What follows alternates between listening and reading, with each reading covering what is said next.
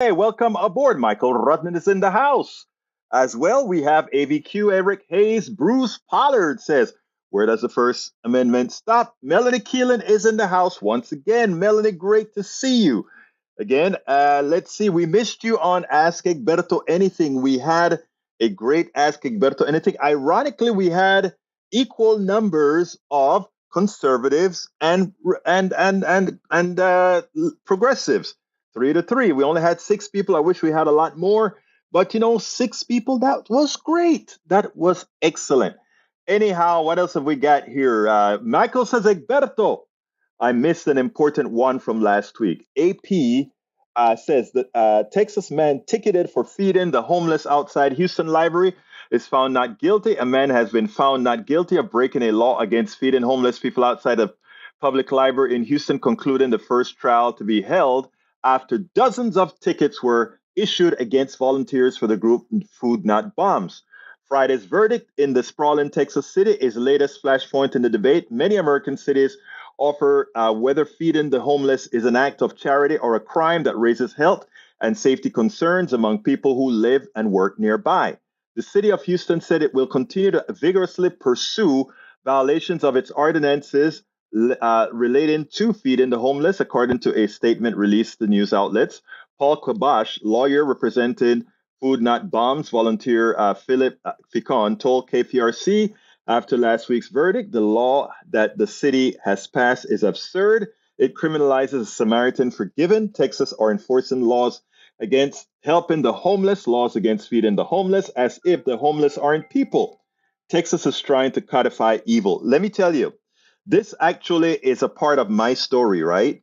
Because I work with Foods Not Bombs. In fact, about just before the last one of the last interviews I did on my 3 o'clock show, on my noon show at KPFT, was the leader of one of the leaders of Food Not Bombs. I can't remember his name right now. I interviewed him, but here's the kicker. That woman that you saw on Channel 13 interview, she's a part of our board of directors of the Houston Peace and Justice Center, and her ticket was dismissed. And as she got home and we were in a meeting together, she says, "But they are going to refile it again." So, like I said, Rodden, this hits close to home because, like I said, our organization, Houston Peace and Justice Center, is actually an ally of Foods Not Bomb. In fact, we do a whole lot of the fundraising for Foods Not Bombs that's out here in Houston. Well, I think it's a national organization actually, but our chapter here does some very good work. All the food that's given out is vegan food, and they do it next to the library in the park next to the library. Why? Because it's a location everybody can find. And our mayor just doesn't get it. And not only our mayor, they just don't get it. If they really wanted to do something about the homeless, they would go ahead and say, okay, what we're going to do is if you don't want them at the library, we will find a neutral location in the area that we can go ahead and set up for those good do-gooders to come and feed the hungry. But the hungry are people too. And not only are they people, but many of them are thrown into the streets because our economic system is fraudulent.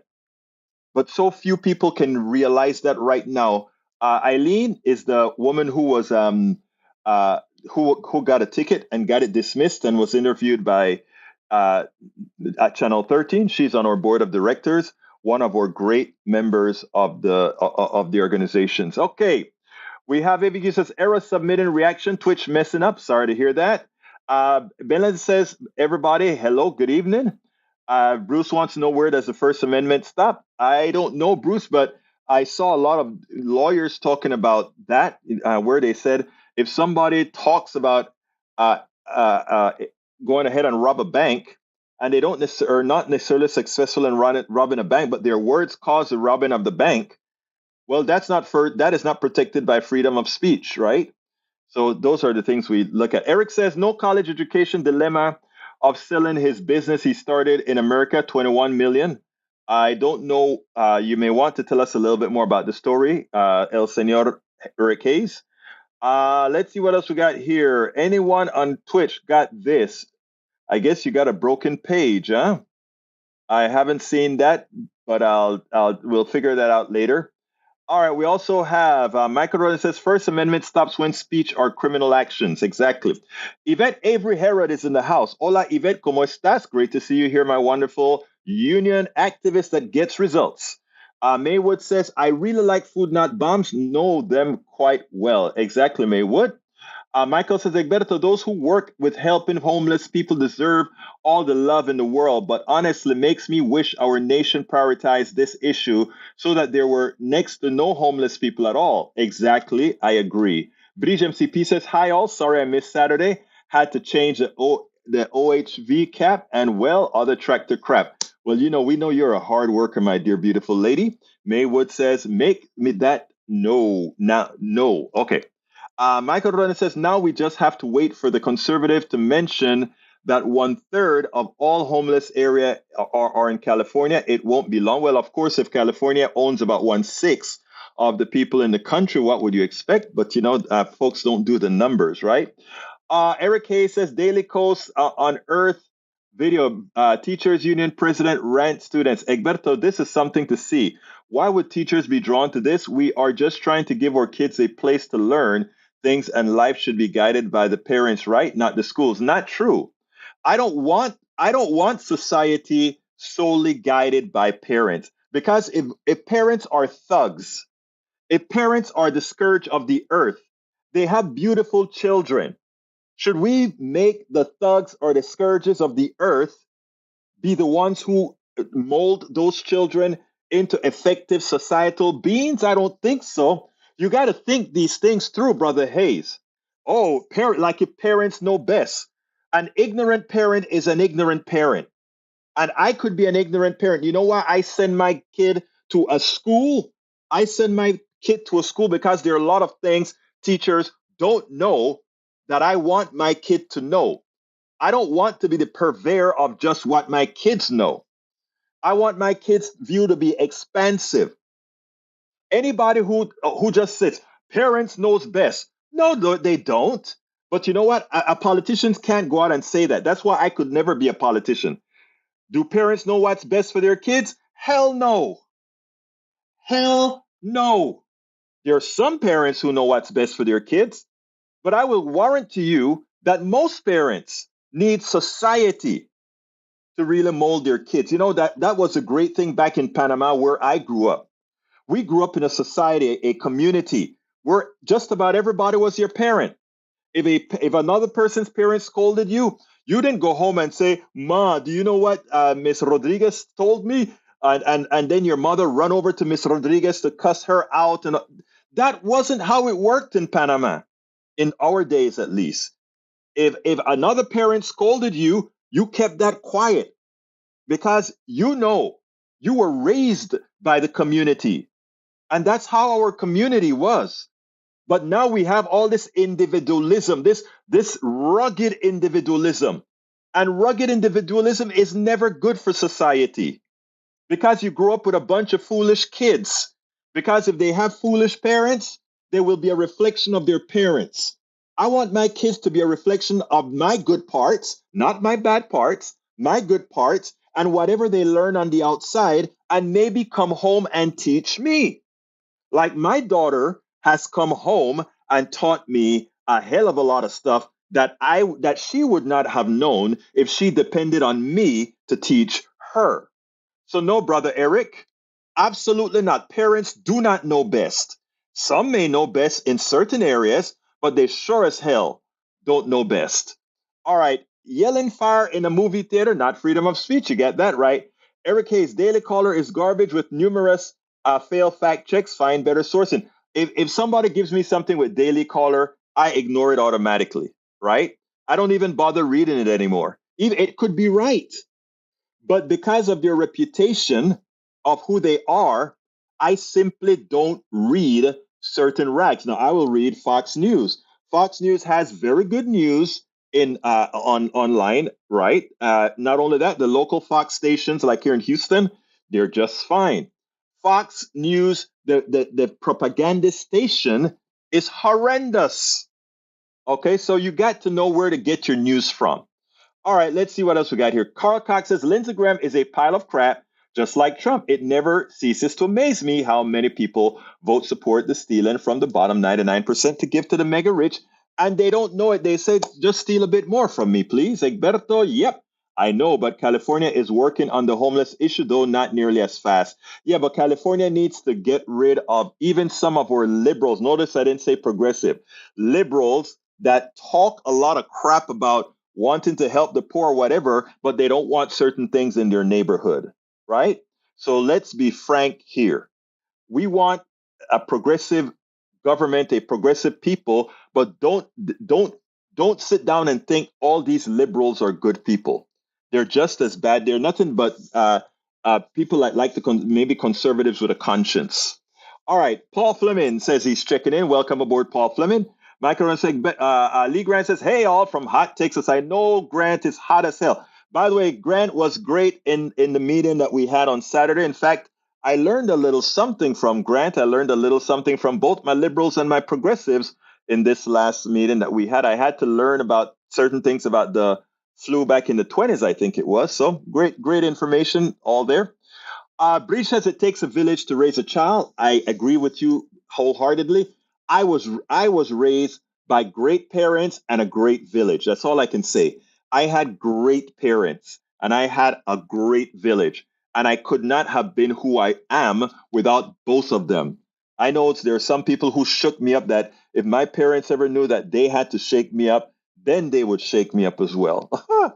Anyway, Michael Rodney says, have you seen those parent teacher conferences which were broadcast? There's a lot of ignorant parents out there. Seems that becoming a parent doesn't make you much. No. And that's why I said when people say, let the parents decide. Hell no. Parents can be some of the dumbest ones out there. Egberto, you're wrong. Parents do know what is best for kids. If that or present, it is the freaking absent parents and no, they don't. Saying something doesn't make it so. If a parent is an ignorant racist that raises their kids and feed them and do all the right things by them, if they're racist thugs, if they're homophobic thugs, if they're evangelical people that don't care about anybody else, they aren't good parents. If they are science deniers, they're not good parents. If they teach their kids how to hate, they're not good parents at all. And guess what? We have a lot of those. What has been great in the school, why a lot of people on the right likes to go against the schools, is that the schools are great. The schools are putting in societal knowledge into the kids. Societal, I hate the word tolerance, but you know what I mean if I use the word tolerance. Societal tolerance into kids. The schools are the places where kids learn that we are more alike than we are different. A lot of crap that a lot of these parents don't teach their kids. Let me tell you, growing up here, even going when I came to the United States and going to college, I'll tell you a little secret that I have never said before. I never forgot one of the first girlfriends I had in Austin was a young lady from Leander,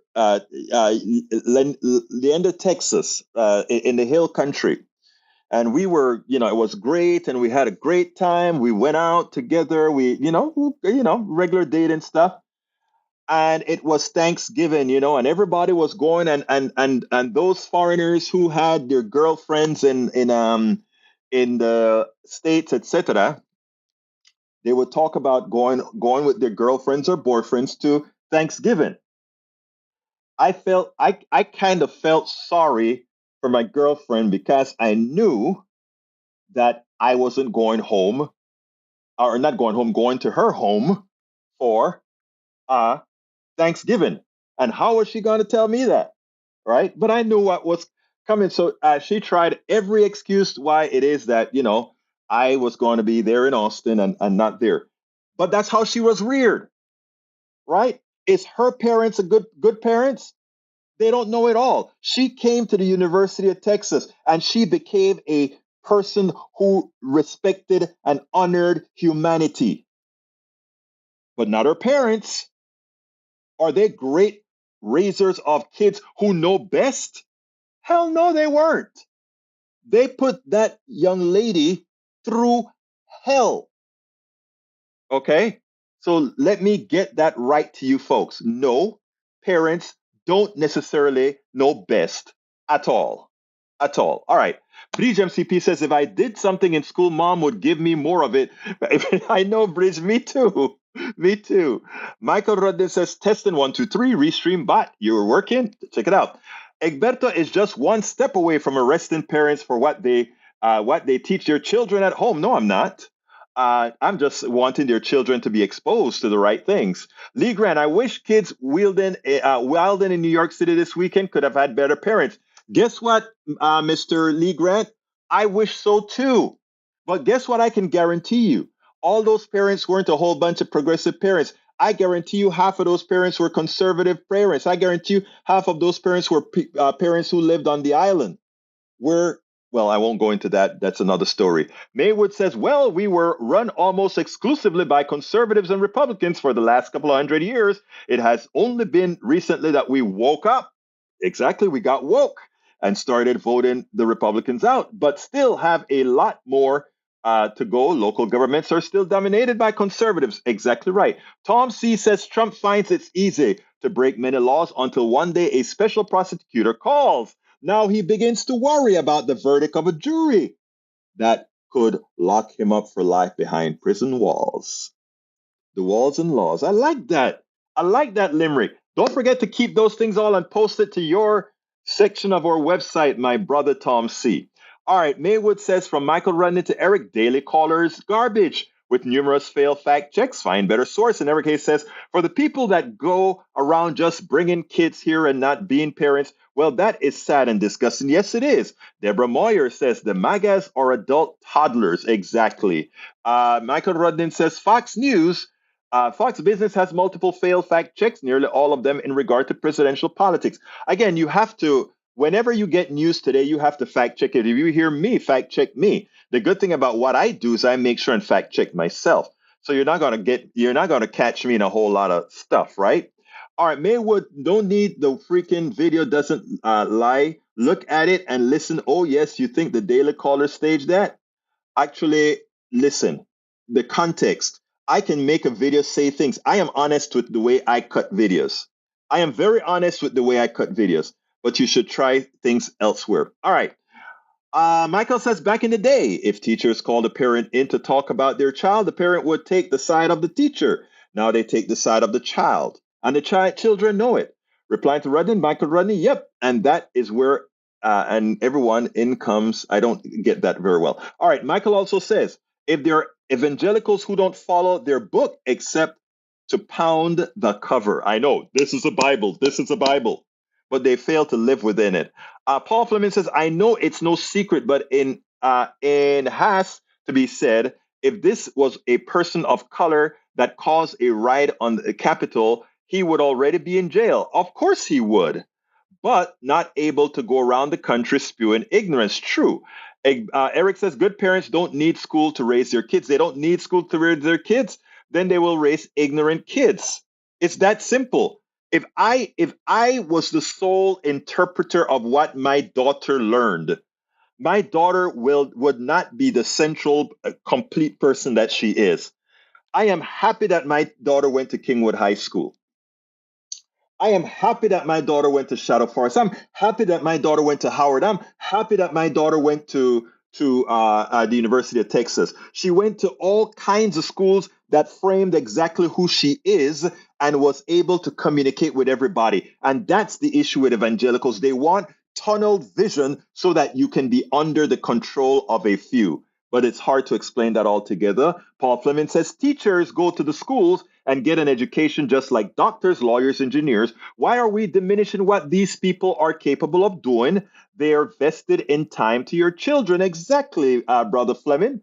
Michael Rudnin also says, Daniel, public schools would expose children to diversity, and that exposure to diversity usually eliminates fear and hate. Exactly. Lee Grant says public schools are great if you want to immerse the kids in identity politics and racialized thinking. No, I think the church schools do a very good job of that. Let's see what else we got here. I've had the best education thanks to my parents being in the military. Children don't spend as many hours with their parents as you may think. Teachers do, their friends do think about it. Exactly. That's why I always talk about paying teachers a lot of money.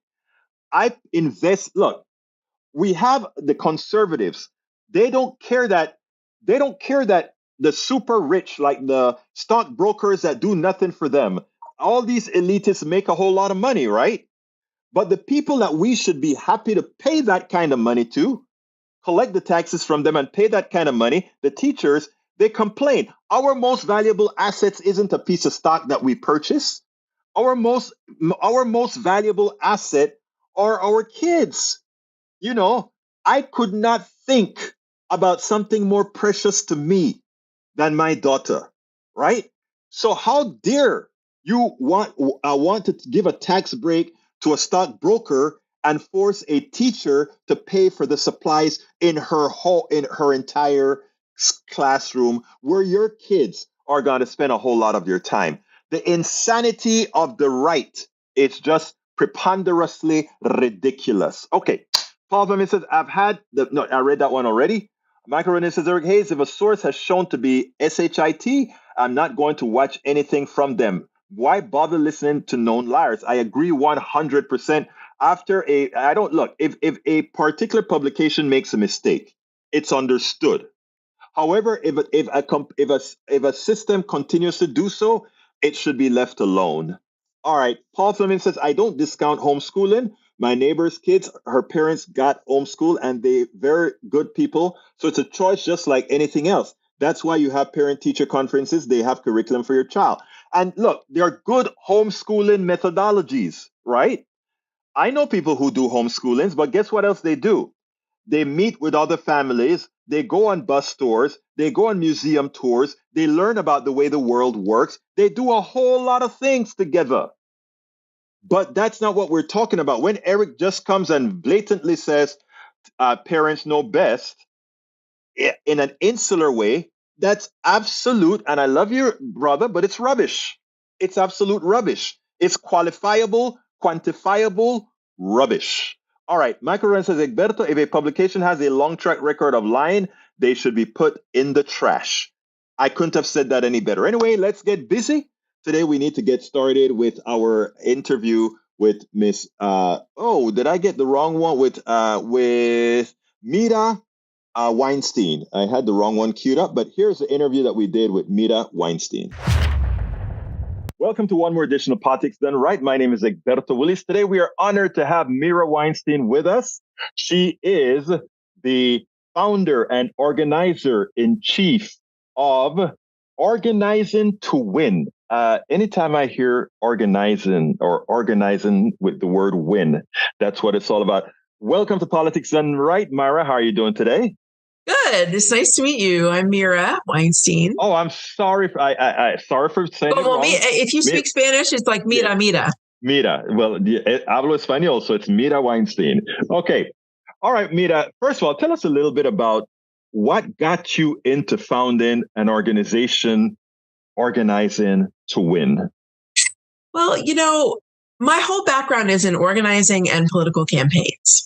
And so there was a period where I was looking for my next opportunity, figuring out what I was going to do next. And I was interviewing, I was researching, I was networking, I was meeting with people, and nothing really fit. It just nothing really seemed to be right. And I had a particularly weird meeting at the end of 2019. It wasn't bad. It was just kind of, weird. And I walked out of that meeting thinking, first of all, I don't want to do that. Second of all, why am I killing myself? What I really want to do is help bring people together to build power. And whether I do that with one organization or whether I do that with lots of organizations, it doesn't matter. That's what I want to do. And so that's how Organizing to Win was born, because I had this view that I wanted to bring people together to build power. Now, Mira, you worked during the Dukakis campaign. You worked on that years ago. Did that influence, and all that went wrong in that campaign, did that have an influence on you stating maybe we needed to do things a little bit different to reach the people we needed to reach? Because, as you know, Dukakis' loss wasn't really because of what he represented, but because of what others sort of imparted on him to represent. Well, I was 18 at the time. Okay, it was the I get what she is young, audience. well, not that young, but okay, thanks. Well, the first time I knocked on a door was 1988 during that campaign, right? And at the time, I thought a lot of things. I was the only person in America who thought Michael Dukakis could win. I did. Okay, well then two of us thought he could win. Yeah. But I also thought that if we could just elect all the right people, we could solve all our problems. So I don't know if you've noticed, but none of those things happened. True. And so I did a lot of different things. I worked with feminist activists at the National Organization for Women on these huge national mobilizations. And my theory of change, so to speak, started to evolve. I worked with union members on building stronger unions.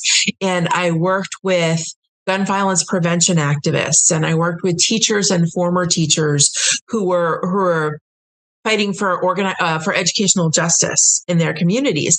And my theory of change started to evolve, where I started to think, yes, we need to elect all the right people. We need to pass the right laws. We need to have the right leaders, but we really need to do more than win.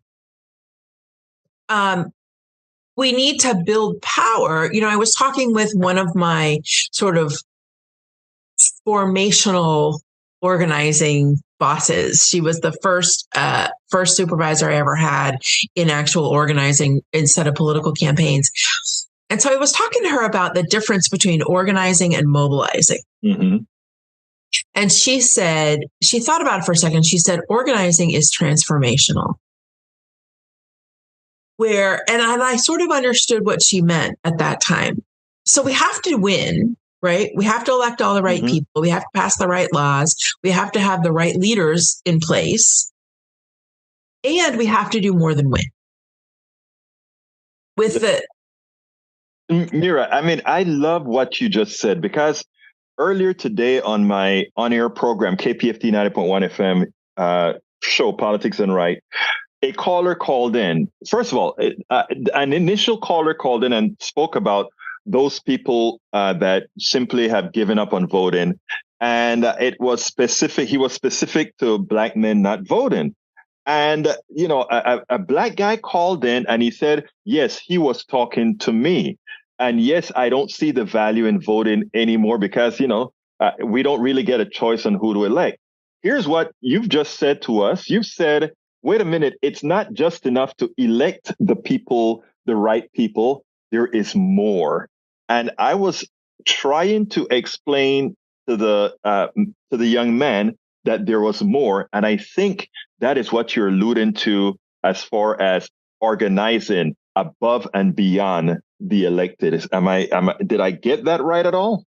I think so. I think about political campaigns as mobilizing. I have a friend who is a longtime organizer who is really brilliant.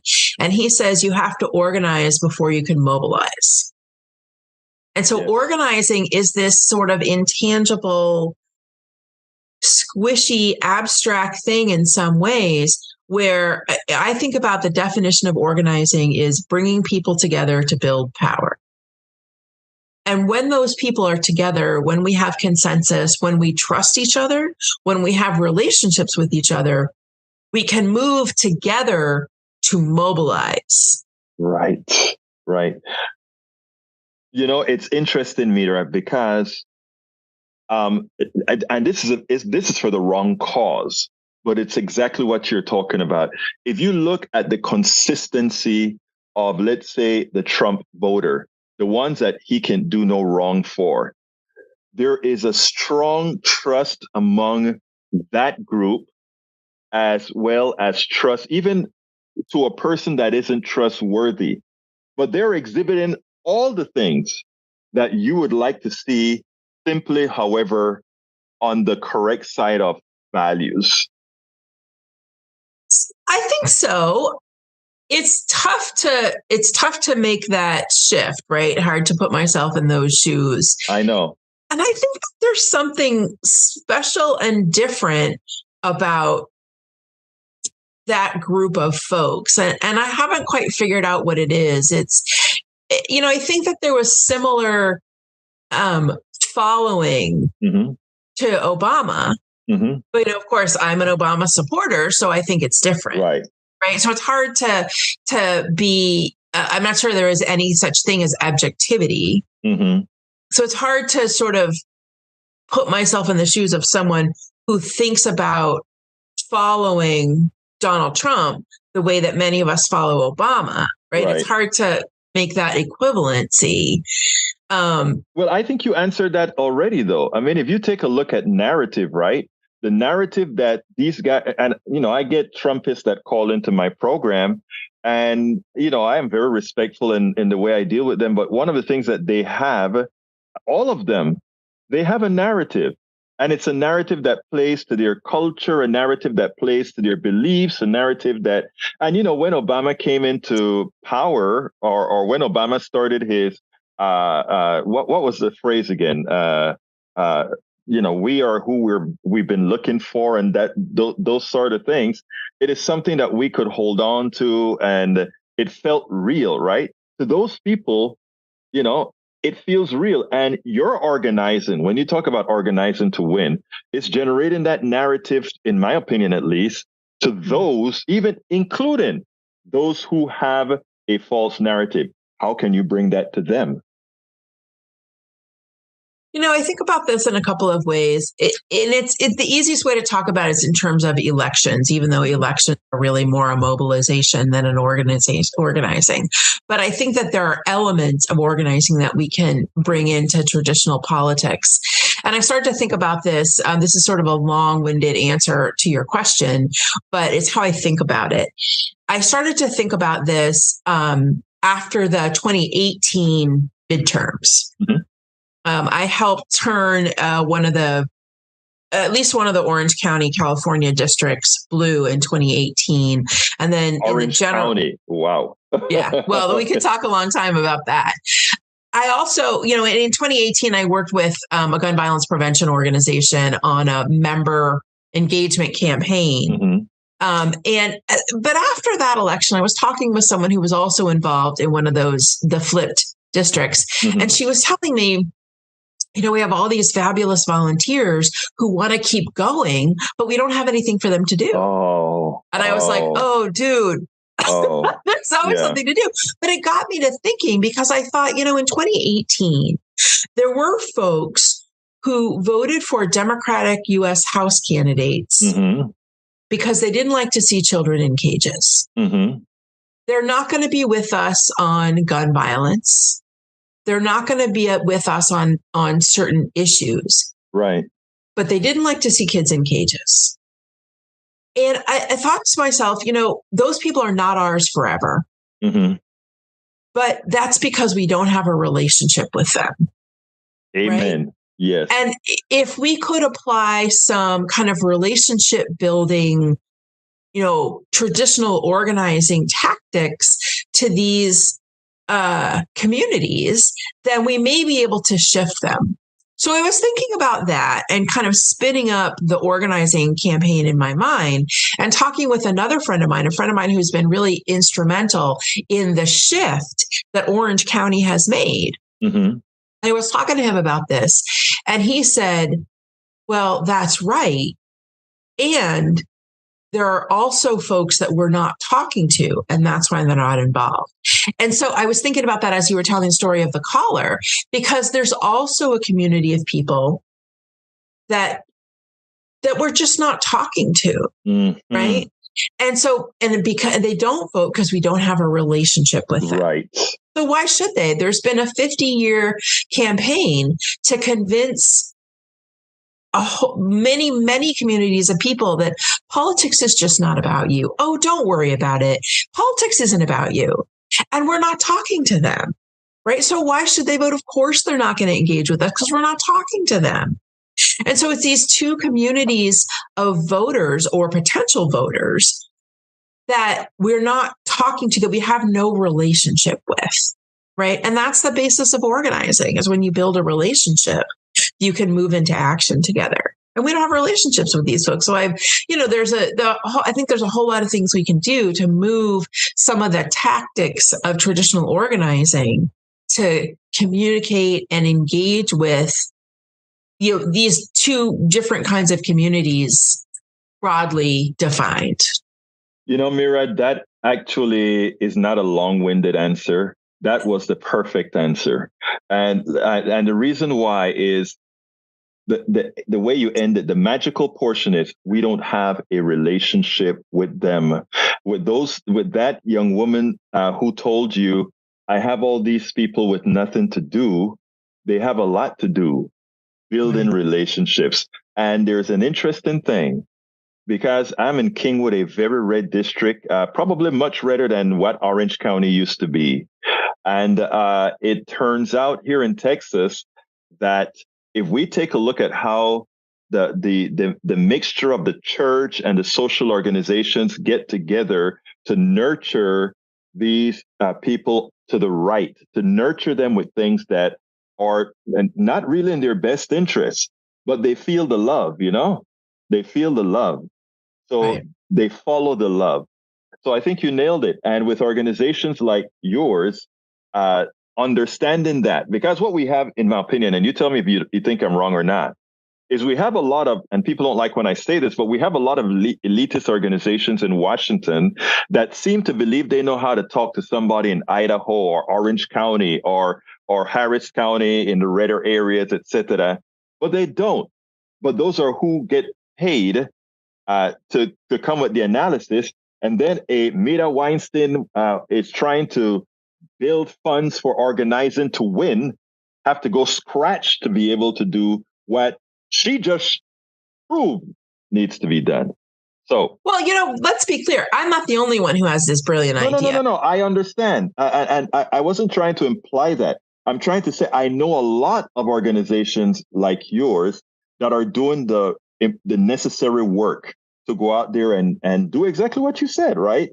But again, they need the recognition, they need the funding, they need all these types of actions to actually get moving. Yeah.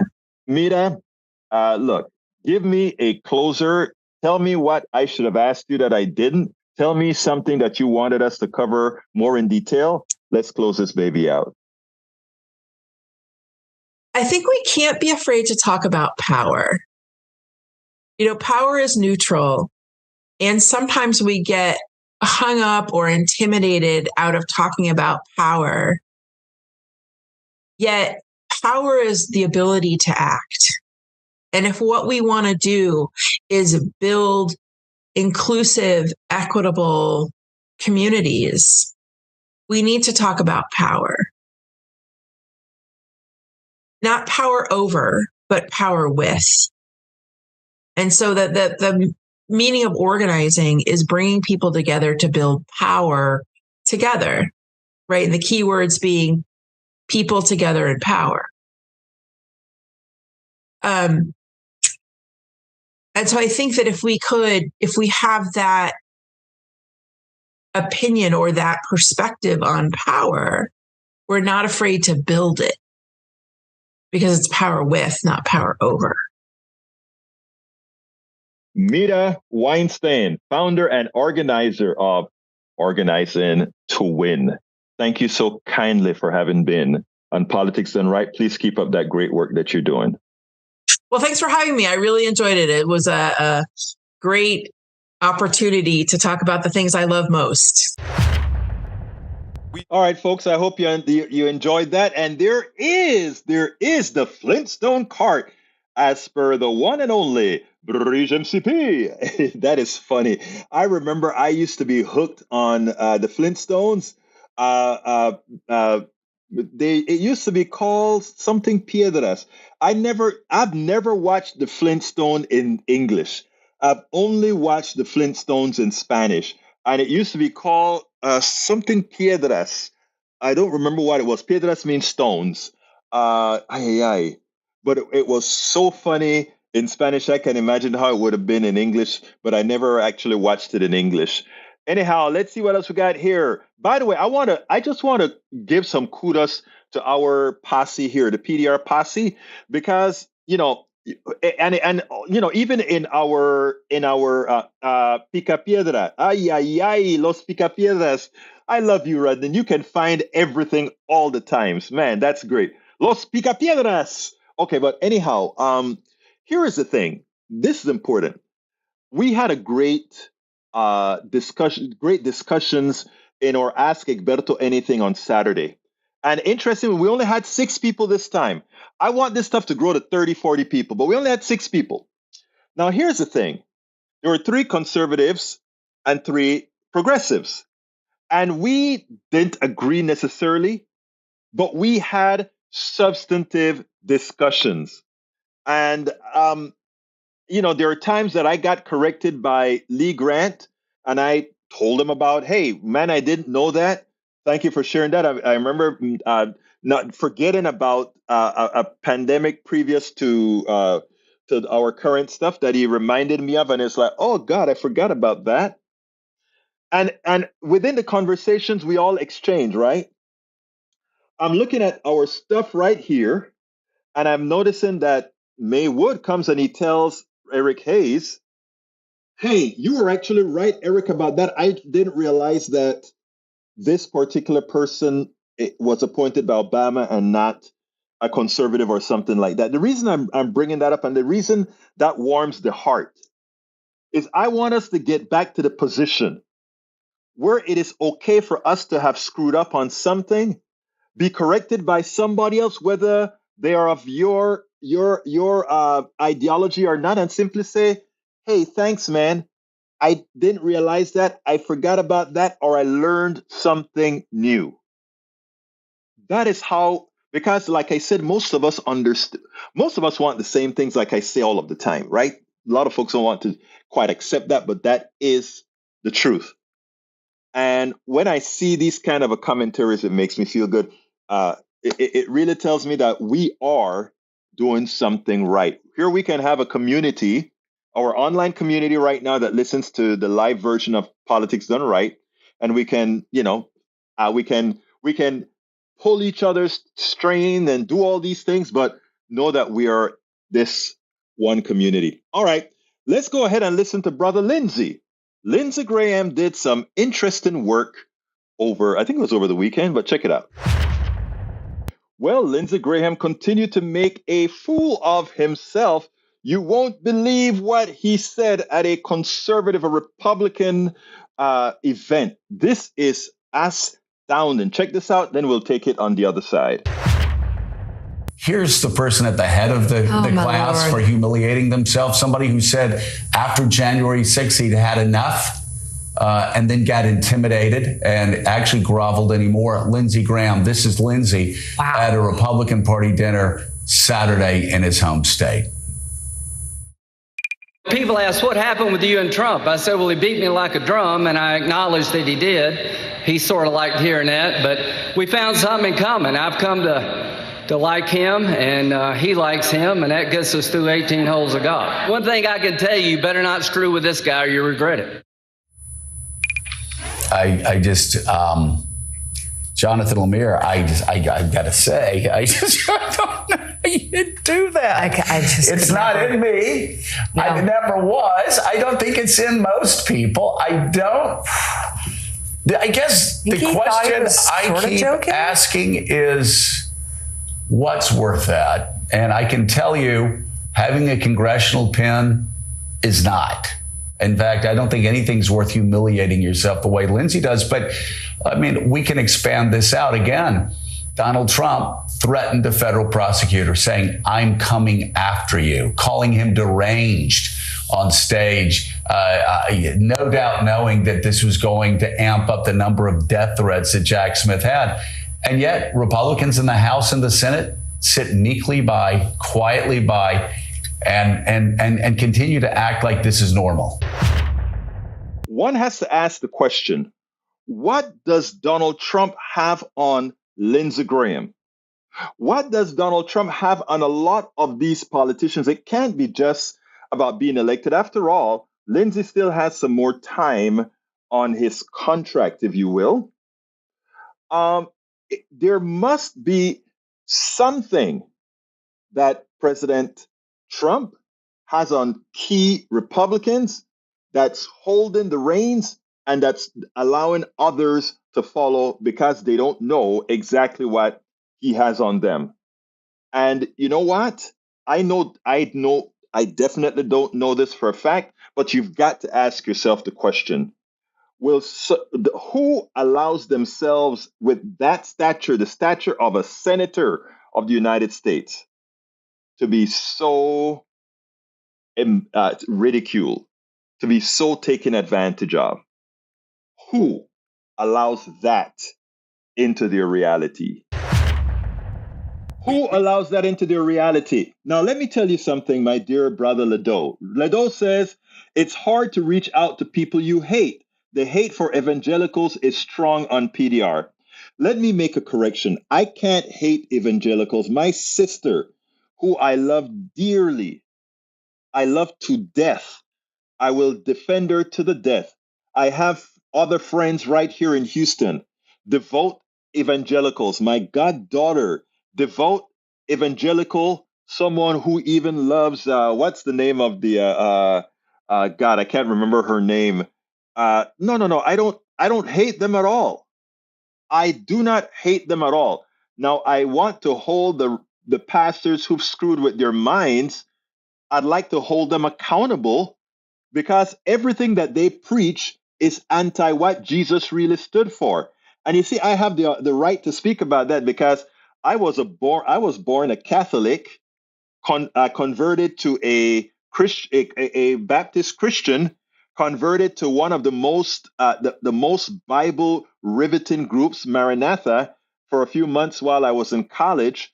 And it's only after I really studied the Bible in detail that I decided it wasn't for me. It's for a lot of people. It wasn't for me, right? I was a humanist, and I couldn't abide by some of the things that won't go into that right now. So no. I definitely don't hate evangelicals. What I do know is that today's evangelicals do not live up to the spirit of Jesus Christ. Their worship of capital, their worship of money, their hate for the indigent, their their hate for women in general. And when I say hate for women in general, that's exactly what I mean. That is exactly what I mean. And I don't say that facetiously. If your ideology supersedes the life of a woman, that says something. So my thing is never to hate the evangelicals or anybody else, but to actually seek to break bread and change minds. Okay, Michael Ronin says, Jesus' core messages were heal the sick, feed the poor, welcome the immigrant and refugee, love your neighbor. When evangelicals live up to Jesus' core messages, then that feeling will go away. And that's true. You just have to, you just have to be like the Jesuits are, right? Like the current Pope, right? Now, he has some issues still with LGBTQ stuff, but even that he's moderating himself on right now. So yes, it's important.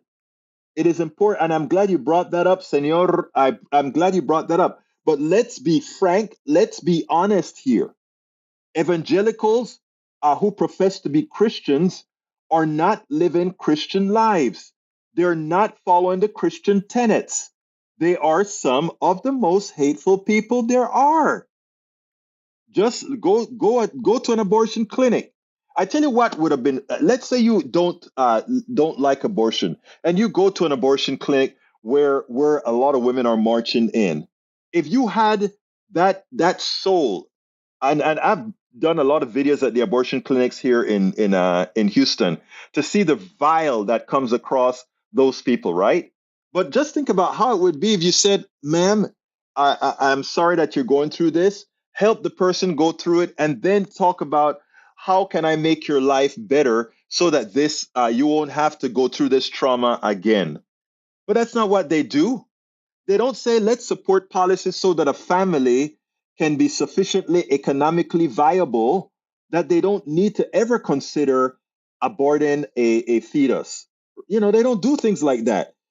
They don't want to have the tax breaks for the families or the general income for the underpaid folks so that they can live. But at the same time, they want to enforce their rules on them, right? I have a friend who is adapting Republican orthodoxy right now. She is adapting Republican orthodoxy. This particular young lady, all her kids are on government assistance for schooling. All her kids are on government assistance for feeding, government assistance for health care. But she loves the evangelical mantra, not realizing that they don't stand for anything she believes in, right? Let's see, so-called homeschool, no thanks. Let's see what else we have here. Lindsey Graham will say whatever is necessary to make more money, true. But I think Trump has something on Lindsey. Daniel says, I am not racist. I have black friends, right, Egberto?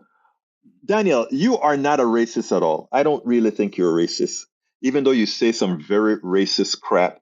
And I think a lot of times you do it because you think you're going to get a jive out of me. But you see, that the problem is I do know you, right? I actually do know you. And I know that a lot of this stuff that you do, I know why you do it. Okay, Paul Fleming says, the judge in D.C. is not afraid of putting Trump in jail. If he can't control himself, stay tuned. I hope he throws butt in jail.